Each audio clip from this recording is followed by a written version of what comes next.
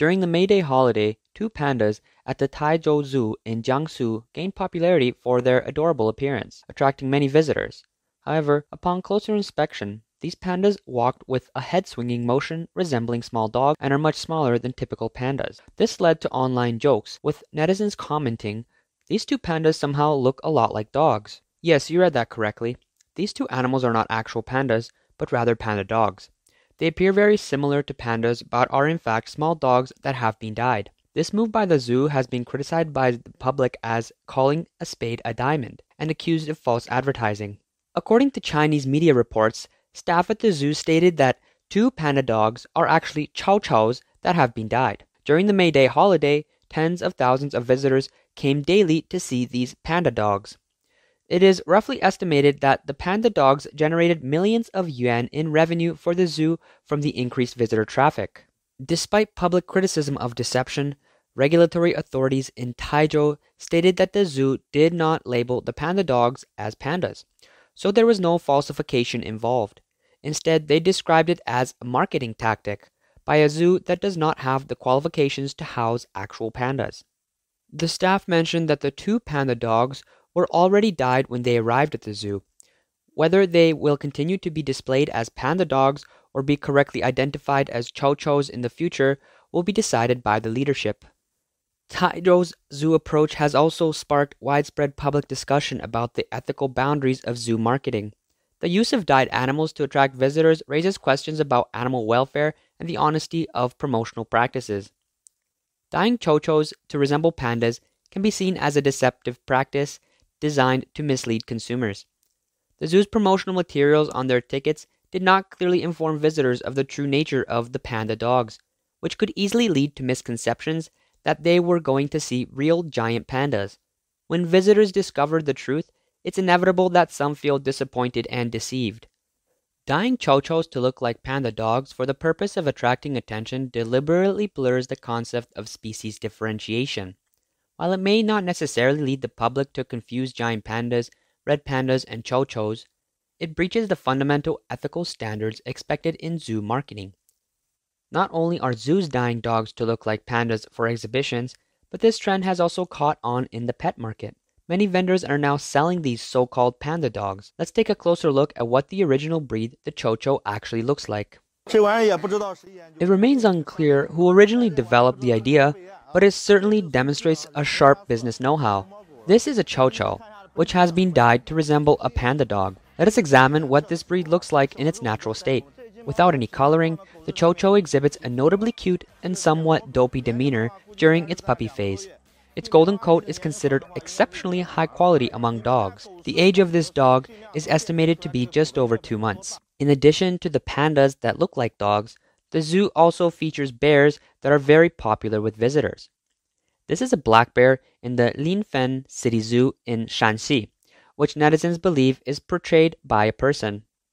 Last year, a video from Hangzhou Zoo captured widespread attention online. The footage shows a bear standing on 2 feet, its belly protruding prominently and stabilized, with noticeable wrinkles on its rear. The bear smiles and waves at the audience, suggesting it might understand simple English phrases.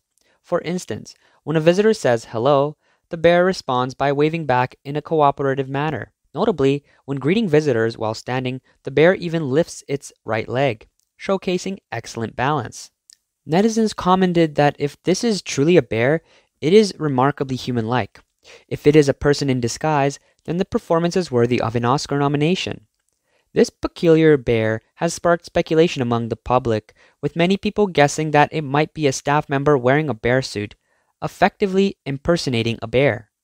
One commenter joked that being a bear might be someone's summer job, while another observed that the wrinkles on the bear's fur looked too much like a costume to be real. The behavior of this Malaysian bear that closely resembles human actions has sparked a major online debate about whether it is a real bear or a person dressed as one. Later, Hangzhou Zoo issued a statement on behalf of the bear to quell the rumors. The statement read, "I am Angela, the Malaysian bear. After finishing work yesterday, I received a call from the zoo director asking if I had been lazy and not come to work, replacing myself with a 2-legged creature. Let me reiterate to everyone once again, I'm a Malaysian bear, not a black bear, not a dog. I'm a Malaysian bear." After the video of the Malaysian bear standing went viral, Hangzhou Zoo saw a significant increase in visitor numbers, with about a one-third increase from the usual numbers.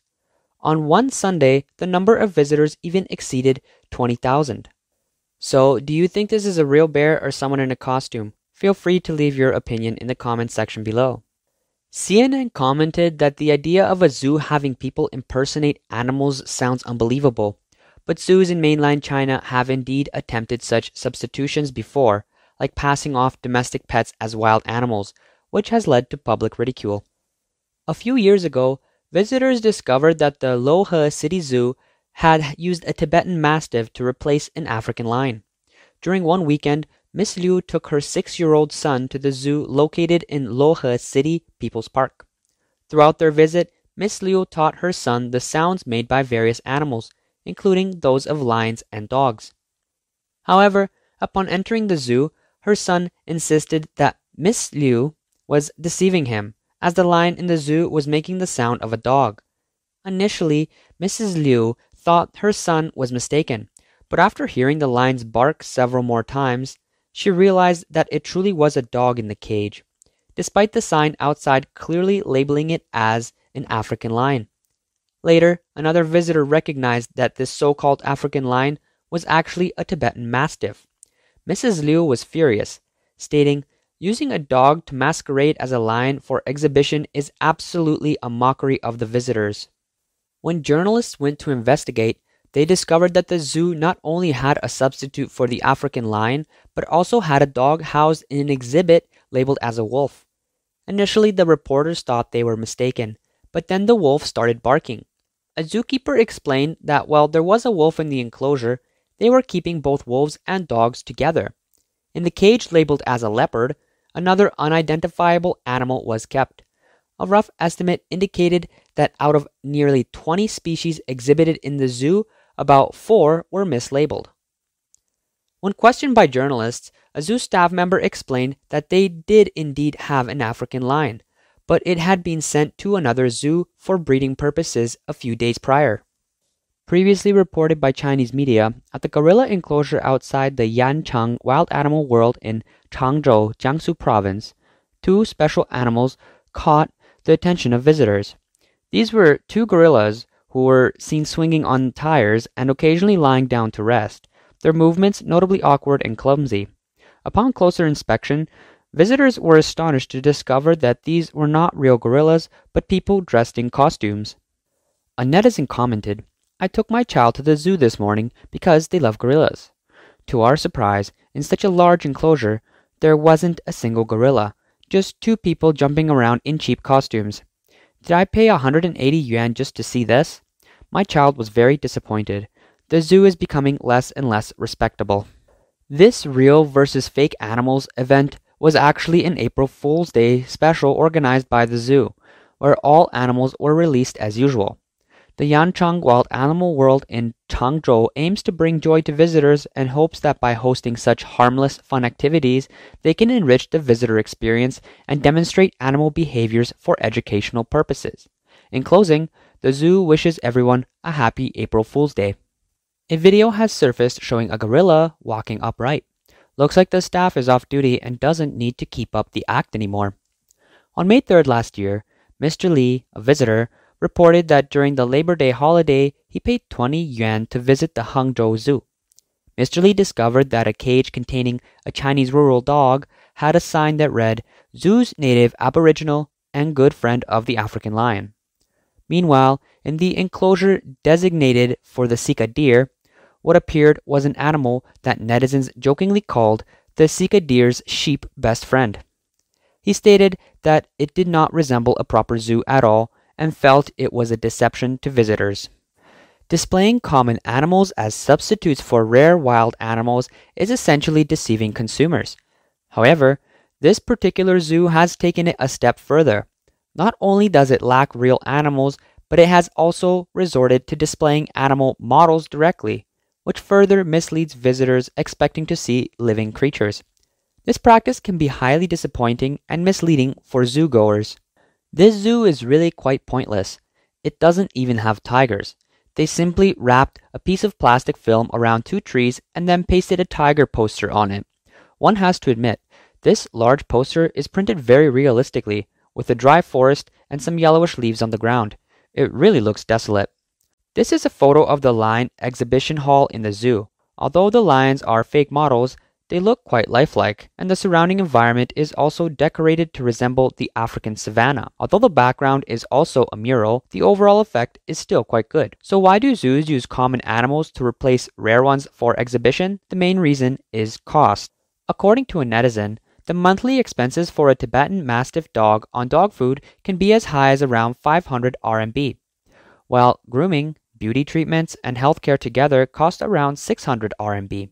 That is the highest annual expenditure for each Tibetan Mastiff dog is around 13,000 RMB. As for pandas, the annual cost exceeds that of Tibetan Mastiff dogs by more than 10 times. Zhang Heming, an expert from Giant Panda Protection Center, stated in 2007, the average cost of keeping a panda in a zoo, including healthcare and other expenses, is 100,000 RMB per year. The annual feeding cost for a mountain lion is also much higher than that of a Tibetan Mastiff. Hiring people to play the role of gorillas is also cheaper than feeding actual gorillas. Nowadays, there are a large number of university graduates and rural migrant workers who cannot find jobs. Temporary workers typically earn 7 to 8 RMB per hour, which is considered normal, while in remote areas or small towns, the hourly wage is generally around 4 to 5 RMB. In this calculation, it's indeed cost-effective for zoos to hire workers to play the role of gorillas because the workers leave after work without the need for additional care or accommodation arrangements. Another reason is deliberate hype to attract tourists and increase revenue. Its basic strategy is similar to that of film and television stars who use scandals to increase their popularity and visibility. After the panda dog from Taizhou Zoo went viral on the internet, more than 20 zoos nationwide have ordered panda dogs from the vendor, totaling nearly 100. Each dog is priced at 6,800 yuan. Additionally, there are inquiries for purchases every day, with discussions currently underway with over 30 other zoos. In fact, the act of dyeing dogs to look like pandas occurred as early as 2019. At that time, a pet cafe in Chengdu, Sichuan, dyed small dogs to resemble pandas for customers to take photos with and have fun. The cafe also offered to dye pet dogs to look like pandas for customers, charging 1,500 yuan per dog. This practice was criticized by the public at the time.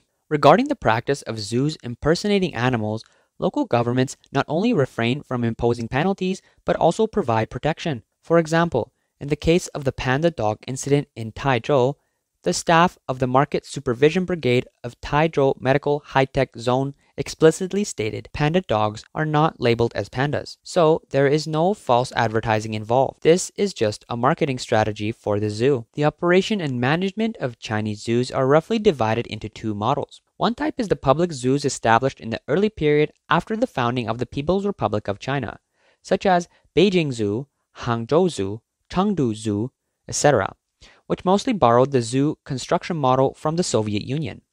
These zoos are mainly located in provincial capital cities, and over 95% of them are still state-owned institutions, with their income turned over to the government treasury. All expenses are allocated by the government according to the budget, and they mainly rely on ticket sales for revenue. These types of zoos generally house rare animals and have primary responsibilities in education, research, as well as animal breeding and conservation. They are usually located in urban city centers, with limited space for expansion and development. Additionally, ticket prices are often constrained. Another type is represented by privately owned zoos, with wildlife parks being the typical example. With the relaxation of policies by the Chinese government, private capital has been allowed to enter the zoo industry. Since it is difficult to obtain large areas of land in urban areas, private zoos tend to be developed in the suburbs of cities. Examples include Hangzhou Safari Park and Beijing Badaling Wildlife World. The ticket prices and secondary consumption projects within these zoos are more flexible compared to public zoos. However, in recent years, the operating profits of wildlife parks have also been declining, especially in the past few years. Due to the impact of the pandemic, the number of visitors has decreased. resulting in reduced income from other recreational and entertainment activities.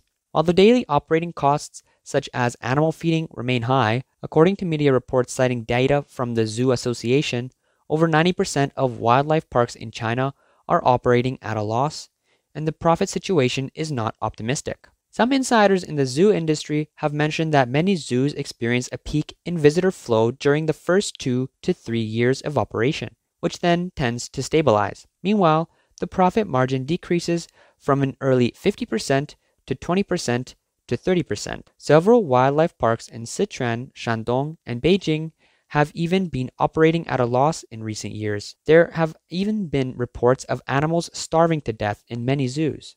Now, in an economic downturn, with the burst of the real estate bubble, fiscal revenues of governments in various regions are sharply declining, leading to cuts in various expenditures. Therefore, the operation of zoos across the country is also struggling. Therefore, it's not surprising that many zoos are doing everything they can to increase revenue in order to survive.